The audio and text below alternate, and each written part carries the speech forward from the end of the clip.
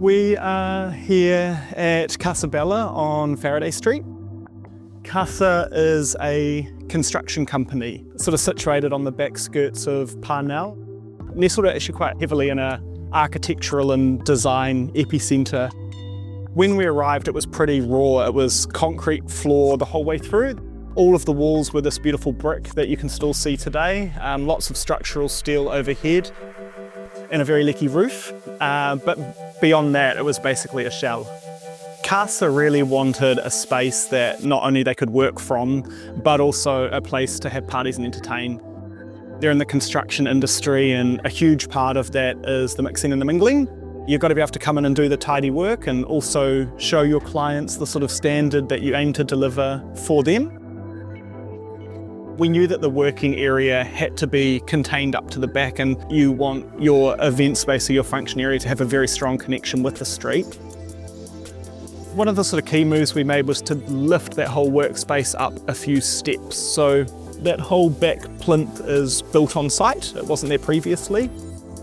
When the curtain closes off, it does become quite a different part of the building without changing finishes or concept or furnishings.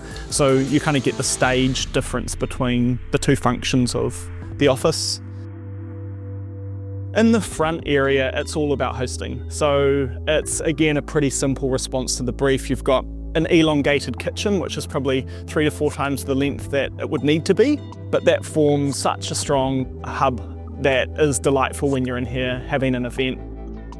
And I think once we sort of had selected the stone, which is quite a fresh, bright moment and quite a dark interior, that then appears in lots of other spaces as a bit of, again, a continuity of finishes. So the tiling on the big counter that separates the kitchen from the social zone, we found tiles that talked the same language as the stone that we'd found previously. You go into the bathrooms, and again, it's a continuation of that story. A lot of the wall and finishing work around the perimeter, we used a rock coat product from Resine, which mimicked the effect more or less of the same concrete that we found when we came into the space.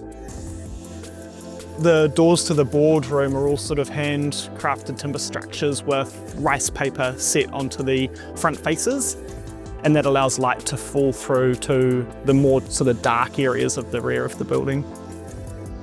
There's sort of 2 tones of timber used through the interior. There's the reclaimed Oregon on the floor, which gives some brightness and bounces light through the space, and then what you'll see on all of the other cabinetry is a very heavy walnut stain timber, which kind of gives that feeling of that old worldly butler's pantry.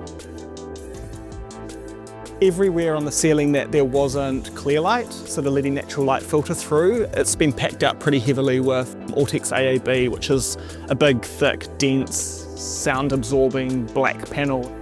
The difference before and after is pretty phenomenal and definitely makes you realise why it gets put into these sorts of buildings. I think at the start there was this sense that, is this right when it's a construction office? Is this what it should be? But they're also proud of their craft and their work, and so this space is so appropriate for these people to come in and have a space that's just so perfectly appropriate for the construction industry.